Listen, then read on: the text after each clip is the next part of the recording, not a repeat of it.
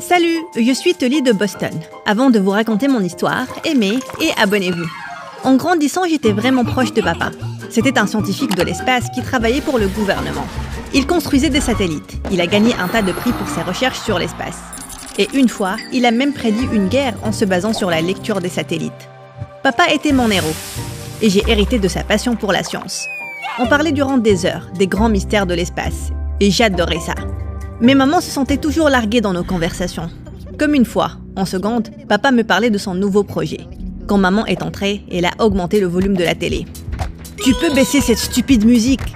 Ça me donne la migraine. »« Parler de ta stupide science me donne la migraine. » Papa a arraché la télécommande. Il a éteint la télé. Maman a essayé de la récupérer, mais elle a perdu son équilibre.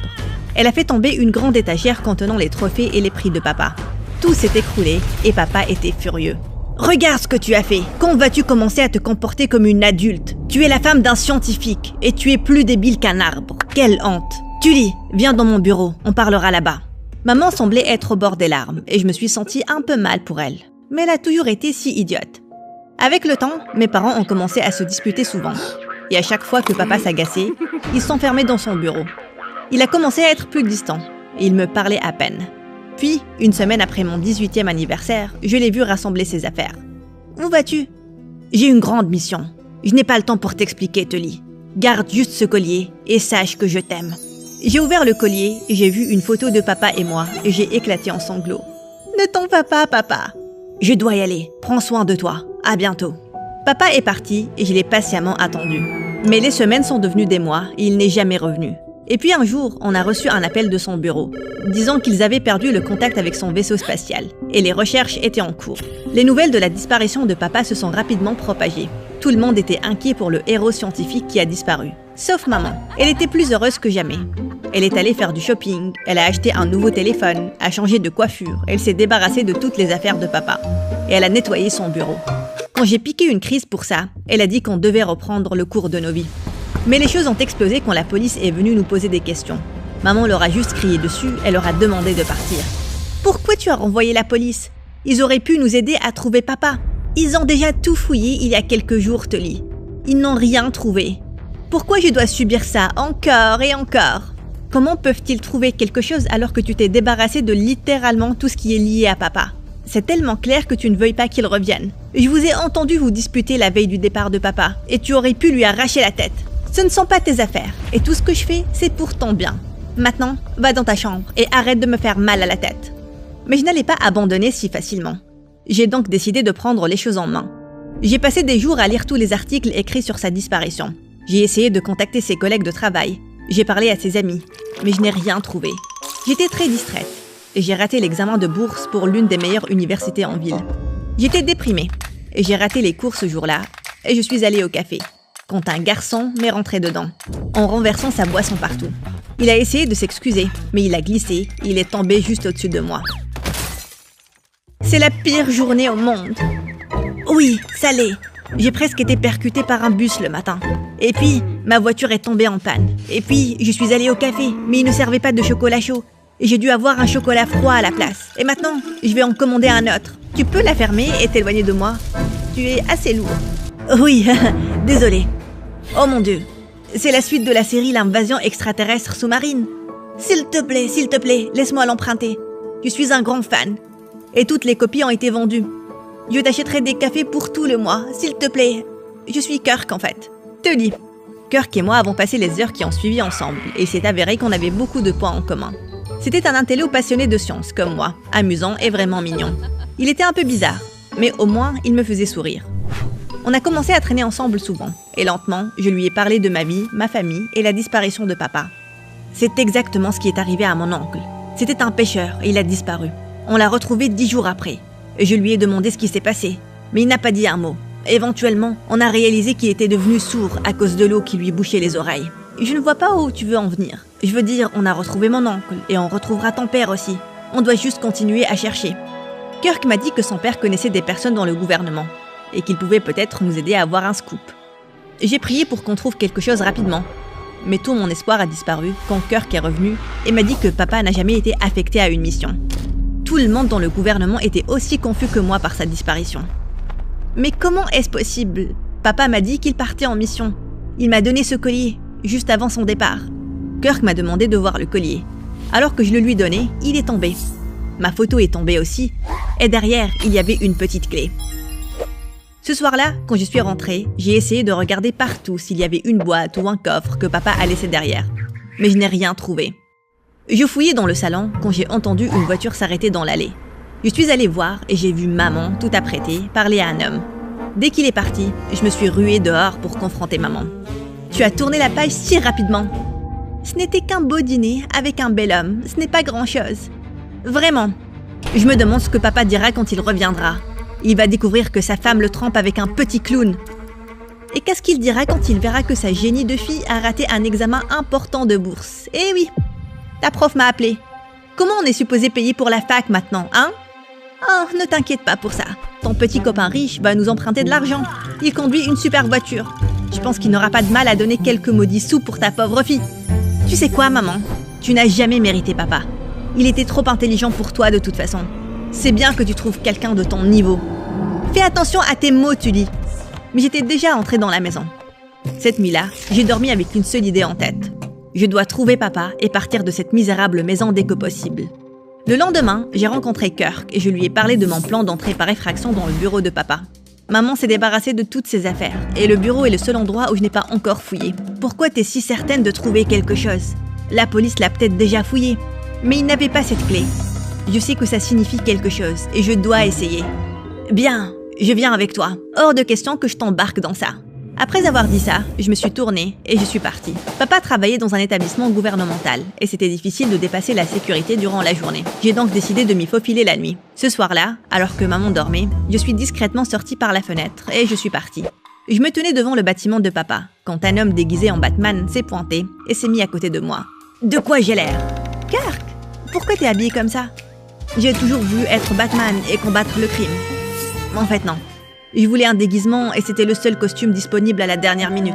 J'aurais souhaité qu'ils aient Spider-Man. Écoute, je viens avec toi, ok? Je sais que tu es forte et indépendante, mais tu as besoin de mon aide. Pourquoi tu veux m'aider? Parce que tu me plais, idiote. Et si tu survis ce soir, je vais t'emmener en rencard. Pense-y, c'est tout. Maintenant, souviens-toi, sois discrète et rapide. Kirk a dit ça, il a fait un pas, il est tombé sur le visage. Je te montrais juste ce que tu ne devais pas faire.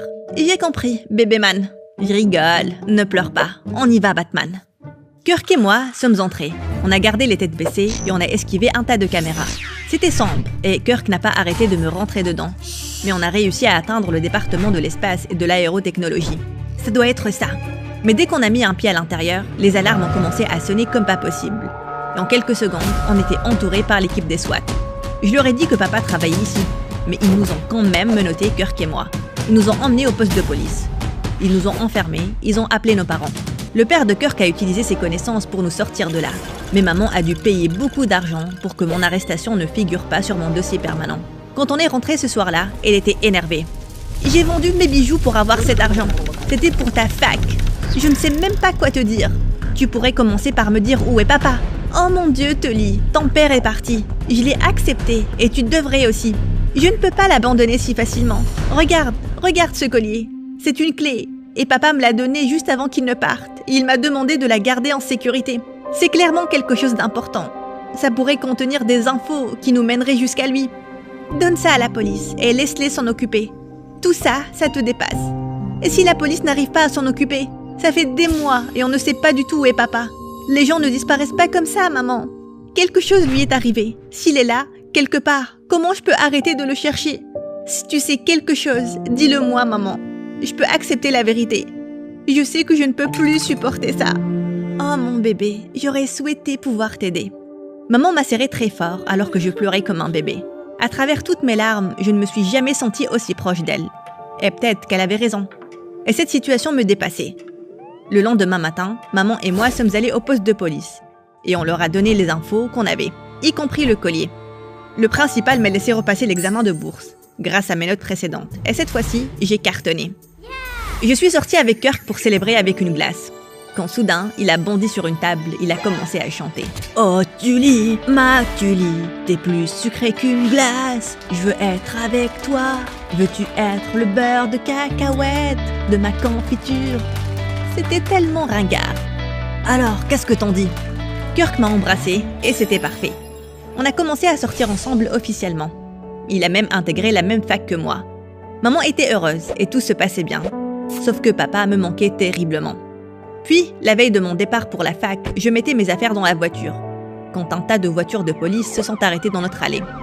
Ils ont parlé à maman pendant un moment. Et puis, elle s'est avancée vers moi, les larmes aux yeux. Ça concerne ton père. Qu'est-ce qui s'est passé? Il va bien? Ils l'ont retrouvé, mais il ne veut pas te voir. Ce n'est pas possible. Papa m'aime. Bien sûr qu'il veut me voir. Je dois y aller. Maman a essayé de m'arrêter, mais je l'ai ignorée et je suis partie. Je ne comprenais pas ce qu'elle voulait faire, mais j'étais trop excitée de voir papa après si longtemps. Mais mon excitation s'est transformée en horreur quand j'ai vu que la voiture de police se tournait vers la prison. Mon cœur a explosé quand la police m'a demandé de m'asseoir dans la salle d'attente. Et quelques minutes après, un homme frêle est entré. Papa! J'ai couru et je l'ai serré très fort. Je suis tellement heureuse que tu ailles bien. Mais qu'est-ce que tu fais en prison, papa? C'est ce que je récolte en faisant confiance à ma fille. Papa m'a dit qu'il était en fuite du gouvernement parce qu'il a illégalement vendu des secrets gouvernementaux importants aux nations ennemies pour l'argent. Le gouvernement l'a découvert et il le traque depuis des mois. Mais j'ai reçu un appel du bureau disant qu'ils avaient perdu contact avec ton vaisseau spatial. C'est un mensonge inventé par le gouvernement. Ils ne pouvaient pas dire au public qu'un héros national est infiltré sans preuve. Et c'est ce que tu leur as donné. C'était la clé pour mon coffre secret contenant la preuve de mes activités illégales et mes comptes bancaires. Je n'avais pas d'autre choix que de m'enfuir. Mais je ne voulais pas me faire attraper avec toutes les infos sur moi. Personne n'allait soupçonner un stupide collier. J'ai donc mis la clé dedans et je te l'ai donnée pour garder mes infos en sécurité. Mais t'es allé la donner à la police. Comment tu pouvais être si débile, Tully? N'ose même pas parler à ma fille comme ça, petit idiot. Je me suis tournée pour voir maman entrer avec cœur et elle s'est avancée vers papa et l'a giflé au visage. Ça, c'est pour avoir insulté ma fille. Et ça, c'est pour nous avoir menti. Tu veux dire mentir à Tully parce que tu connaissais la vérité, mais tu as choisi de ne pas lui dire. Donc je suppose qu'on n'est pas si différents. Quoi? C'est vrai, maman? Oui. La police m'a tout raconté un jour après le départ de ton père. C'est eux qui ont confisqué toutes ses affaires pour enquêter. Mais ils n'ont rien trouvé. J'ai essayé d'aider autant que j'ai pu, mais je ne voulais pas qu'ils te traînent là-dedans. J'ai donc tout gardé pour moi. Tu idolâtrais ton père. Et je pensais que découvrir qu'il n'était pas un héros, mais un traître allait te détruire. Donc tu m'as menti. Durant des mois, tu m'as vu souffrir et tu n'as pas dit un mot. Comment as-tu pu, maman? Et papa, je te faisais une confiance aveugle et j'ai presque abandonné mon avenir pour te trouver. Et tu n'as même pas pu me dire que tu allais bien. Vous êtes tous les deux des menteurs. Je vous déteste. Maman a essayé de m'arrêter, mais il n'y avait plus rien à dire. Papa allait passer toute sa vie en prison et je ne l'ai plus jamais revu. Après ça, Kirk et moi sommes partis à la fac. Et même si maman a essayé de m'appeler plusieurs fois, je n'ai pas répondu. Tout ce que je voulais, c'était du temps et de l'espace pour guérir. J'étais anéantie et Kirk m'a aidé à remonter la pente. J'ai suivi une thérapie, j'ai eu mon diplôme, j'ai trouvé un emploi et j'ai épousé Kirk dans une petite cérémonie. Une année s'est écoulée et peu de temps après, j'ai eu une petite fille. J'étais à l'hôpital quand maman est entrée avec un énorme bouquet de fleurs. Je sais que tu ne veux pas me parler, mais je suis ici pour ma petite fille. Comment vas-tu, maman? Puisque tu le demandes, je vais assez bien. En fait, non, c'est un mensonge. Je vais très mal, Tully. Tu me manques tellement. S'il te plaît, pardonne-moi. Je sais que c'était stupide de ma part de te cacher la vérité concernant ton père. Mais je pensais que je te protégeais. Tu as une fille maintenant. Tu ferais tout pour la protéger, non? Je suppose. Je te comprends, maman. C'est quand même mal d'avoir fait ça. Mais je te pardonne. Tu peux, s'il te plaît, éloigner ces roses de mon visage maintenant? Tu sais que je les aime pas. Tout ce que tu veux, mon amour.